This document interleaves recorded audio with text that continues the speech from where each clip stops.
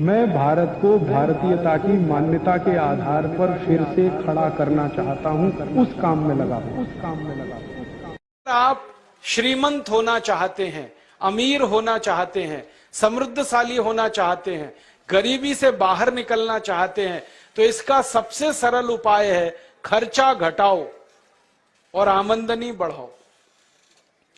दुनिया में अर्थशास्त्र का एक सिद्धांत है कि जो देश अपने खर्चे जितने घटा सकता है वो देश अपनी आमदनी उतनी ही बढ़ा सकता है। जो परिवार अपने खर्चे जितने घटा सकता है वो परिवार उतनी आमदनी बढ़ा सकता है। तो आप सभी किसान परिवारों से निवेदन है, विनती है, आग्रह है, अनुरोध है कि आप अपनी जिंदगी के फालतू खर्चे घटाओ। तो आप बोलोगे कहां खर्चा घटाएं? सबसे बड़ा खर्चा है, उसी को खत्म करो, यूरिया का खर्चा, इसको घटा दो, यूरिया मत खरीदो। दूसरा बड़ा खर्चा है डीएपी का, ये भी मत खरीदो। तीसरा बड़ा खर्चा है कीटनाशक दवाओं का, एंडोसल्फान, मेलाथियान वगैरह, ये भी मत खरीदो। फिर आप बोलोगे तो खेती कैसे करें? खेती करने का मैं एक नया तरीका बताता हूं आपको। मैं भी खेती करता हूं, आप भी वैसे ही खेती करो। 15 साल पहले मैं और मेरे जैसे बहुत किसान यूरिया डीएपी डाल के खेती करते थे। अब हमने यूरिया डीएपी डालना बंद कर दिया है। ऐसे हजारों किसान इस देश में खेती कर रहे हैं जो यूरिया का एक दाना भी खेत में नहीं डालते। तो फिर आप बोलेंगे क्या डालते हैं? गाय का गोबर डालते हैं, भैंस का गोबर डालते हैं, बैल का गोबर डालते हैं, उससे खेती करते हैं। फिर आप बोलेंगे ये गाय बैल भैंस का गोबर डालने से खेती अच्छी होती है? बहुत अच्छी होती है। मैं आपको आंकड़ों से बता सकता हूं। 15 साल पहले जो किसान यूरिया डीएपी डालते थे, 1 एकड़ में उनको 30 मीट्रिक टन गन्ना होता था। अब वही किसान गाय का, बैल का, भैंस का गोबर डालते हैं, 1 एकड़ में उनको 90 मीट्रिक टन गन्ना होता है, 3 गुना ज्यादा होता है।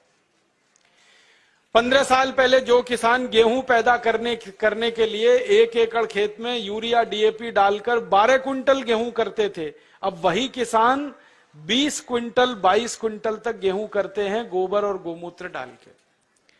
15 साल पहले जिन किसानों की 1 एकड़ में 2.5 क्विंटल कपास आती थी, अब गोबर गोमूत्र डालकर उनकी 7 क्विंटल कपास आती है। माने उत्पादन अच्छा होता है, कम नहीं होता, ज्यादा होता है। तो आप बोलेंगे ये गोबर गोमूत्र डाल के खेती कैसे की जाती है? इसका एक सरल सूत्र बताना चाहता हूं। जो भी किसान भाई हैं वो इसको लिख लें अपने कागज पर, अपनी कॉपी पर, नहीं तो ध्यान से सुन लें, क्योंकि ये सूत्र बताने पता नहीं कब कौन दोबारा आपके पास आएगा। ये सूत्र वो है जो खेती में उत्पादन तो ज्यादा देगा और खर्चा आपका पूरा घटा देगा। यूरिया का एक दाना डालना नहीं पड़ेगा और बहुत अच्छी फसल आपकी पैदा होगी। क्या करना है? गोबर डालना है, गाय का हो या बैल का हो या भैंस का हो। कितना गोबर डालना है और कैसे डालना है? अभी कई बार हम गोबर डालते हैं तो क्या करते हैं, गोबर को इकट्ठा करते हैं, एक खड्डे में भरते जाते हैं, वो सूखता रहता है, फिर जब सूख जाता है तो उठाकर खेत में डाल देते हैं। ये सूखा हुआ गोबर मत डालो, इससे कोई फायदा नहीं है। गोबर अगर खेत में डालना है तो गीला डालो, वो सबसे ज्यादा फायदा करता है। ऐसे में एक बात समझाऊं आपको, मैं आपको एक सूखी रोटी दूं खाने के लिए, आप जल्दी नहीं खा पाएंगे, और उसी रोटी को दूध में डाल के दे दूं, फटाफट खा लेंगे। एक सूखी रोटी दे दूं, नहीं खा पाएंगे, दाल में डाल के दे दूं, जल्दी खा लेंगे। गीली चीज जल्दी हजम होती है, मिट्टी को भी और शरीर को भी। तो खेत की मिट्टी में गोबर डालो तो गीला करके डालो। आप बोलेंगे कैसे करना है? 1 एकड़ खेत अगर हमारे पास है मान लो, तो 1 एकड़ खेत के लिए 15 किलो गोबर चाहिए, गाय का या बैल का या भैंस का। अब 15 किलो गोबर चाहिए और 15 लीटर मूत्र चाहिए, गाय का या तो बैल का या तो भैंस का। अब आप कहोगे गोबर इकट्ठा करना तो आसान है, मूत्र कैसे इकट्ठा करें? मूत्र इकट्ठा करना भी आसान। गाय बैल भैंस जब मूत्र देते हैं ना तो उसका समय एकदम पक्का है। गाय के बछड़े और बछड़ी को दूध पीने के लिए छोड़ो, तुरंत पेशाब करती है, डब्बा लगा के भर लो। ऐसे ही बैल करता है, ज्यादा देर बैठ के बैल खड़ा होगा, पेशाब करेगा, डब्बा भर लो। तो मूत्र ऐसे इकट्ठा कर सकते हैं। दूसरा एक तरीका है कि जहां जानवरों को हम रखते हैं वहां पत्थर बिछा दो, ईंट बिछा दो, थोड़ा पक्का कर दो, सीमेंट लगा दो, ढाल बना दो, एक नाली बना दो, नाली में खड्डा बना दो, तो जो भी मूत्र गिरेगा वो खड्डे में इकट्ठा हो जाएगा। और गाय के मूत्र की, बैल के मूत्र की, भैंस के मूत्र की विशेषता है कि इसकी एक्सपायरी डेट नहीं होती, ये खराब ही नहीं होता। 1 साल, 2 साल, 10 साल, 20 साल, 50 साल कभी खराब नहीं होता। तो भरे रहा है गड्ढे में, कोई फर्क नहीं पड़ेगा, बस उस गड्ढे में से उठाते रहो। 15 किलो गोबर, 15 लीटर मूत्र, दोनों को मिला लो, हाथ से ही मिला लो। एक प्लास्टिक का ड्रम ले लो, उसमें मिला लो। मिलाने के बाद इसमें 1 किलो गुड़ डाल दो, गुड़।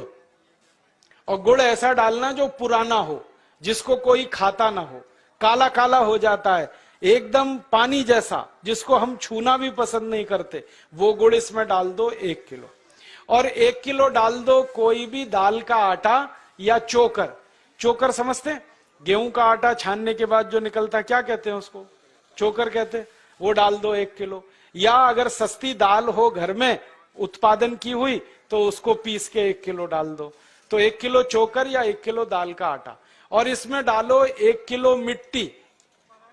मिट्टी कहां से लानी है? पीपल के पेड़ के नीचे की मिट्टी या बरगद के पेड़ के नीचे की मिट्टी। तो 1 किलो मिट्टी, 1 किलो दाल का आटा, 1 किलो गुड़, 15 लीटर मूत्र, 15 किलो गोबर, ये 5 चीजें एक ड्रम में मिला दो। मिलाने के बाद 15 दिन इस ड्रम को छांव में रखो, धूप में मत रखना, छांव में, पेड़ के नीचे रख दो। छांव में रखने के बाद 15 दिन में खाद तैयार हो जाएगा। फिर इस खाद में 200 लीटर पानी मिलाओ और पानी मिला के जो घोल तैयार हुआ, इस घोल को खेत की मिट्टी पे छिड़क दो। अगर खेत खाली है तो सीधे छिड़क दो, और खेत में फसल खड़ी है तो पानी के साथ इसको लगा दो। फसल में आप पानी देते हो ना, उसमें डब्बे से मिलाते जाओ, पूरे खेत में पहुंच जाएगा। अब ये खाद गोबर, गोमूत्र, दाल का आटा, गुड़ और मिट्टी वाला जो तैयार होता है ना, ये यूरिया से 6 गुना ज्यादा ताकतवर है। हमने इसकी प्रयोगशाला में जांच कराई तो यूरिया, डीएपी में जितनी ताकत है मिट्टी को देने के लिए, उससे 6 गुनी ज्यादा ताकत इसमें है। इसलिए इससे उत्पादन ज्यादा आता है। और इस खाद को हर 21 दिन में खेत में डालते जाओ। हर 21 दिन में अगर आपने डाला तो पूरे साल की एक साइकिल बन जाती है। जैसे 3 महीने की फसल है तो 4 बार डलेगा, 4 महीने की फसल है 5 बार डल जाएगा, 6 महीने की फसल है 7 बार डल जाएगा। हर 21 दिन पर यह खाद डालते जाओ। परिणाम क्या होगा? मिट्टी बहुत अच्छी हो जाएगी आपकी। और ये खाद डालने से मिट्टी में केंचुए बहुत हो जाते हैं। और केंचुओं के बारे में आप जानते हैं? केंचुए मिट्टी में ऊपर नीचे घूमते हैं और मिट्टी को खोदते रहते हैं, और केंचुए मिट्टी को भुरभुरा बनाते हैं, पोला बनाते हैं। फिर बारिश का पानी जब गिरता है मिट्टी पे तो एक एक बूंद पानी नीचे चला जाता है। अगर केंचुए ज्यादा हो तो पानी पूरा नीचे चला जाता है, माने बहकर बेकार नहीं जाता है। और केंचुए ज्यादा है ना, तो केंचुए क्या करते हैं? मिट्टी खाते हैं, और जो कुछ भी वो निकालते हैं मल के रूप में, वो दुनिया की सबसे अच्छी खाद है। तो आपके खेत की मिट्टी में केंचुओं की संख्या बढ़ाओ, और वो गोबर की खाद से बढ़ती है, क्योंकि केंचुए को गोबर पसंद है। अगर आप एक बार गोबर की खाद डाल दोगे, कहीं से भी केंचुआ घूमता हुआ खेत में आ जाएगा। और केंचुआ बड़ा विचित्र जीव है, 24 घंटे काम करता है, कभी छुट्टी नहीं करता, कभी संडे नहीं, कभी मंडे नहीं, और फोकट में काम करता है, कभी टीए नहीं, कभी डीए नहीं, कभी एचआरए नहीं, न छुट्टी लेता है न तनख्वाह लेता है। और ऐसा विचित्र जीव है ये केंचुआ कि साल भर ये जिंदा रहता है और साल भर में 1 लाख बच्चे पैदा करके ही मरता है। वो ये नहीं मानता हम दो हमारे दो, वो एक केंचुआ 1 लाख पैदा करता। तो खेत में एक केंचुआ आया तो 1 लाख हो गए, 1 लाख और 1-1 लाख करेंगे तो संख्या बढ़ती जाएगी। और जिस खेत में केंचुए ज्यादा हैं वहां की मिट्टी तो सोना पैदा करती है, ये सारे दुनिया के वैज्ञानिक मानते हैं। केंचुओं की संख्या बढ़ाओ, मिट्टी में सोना उपजेगा, खूब पैदावार होगी, खूब फसल मिलेगी। और उसका तरीका मैंने आपको बता दिया। अब 2-3 मिनट में एक और बात कह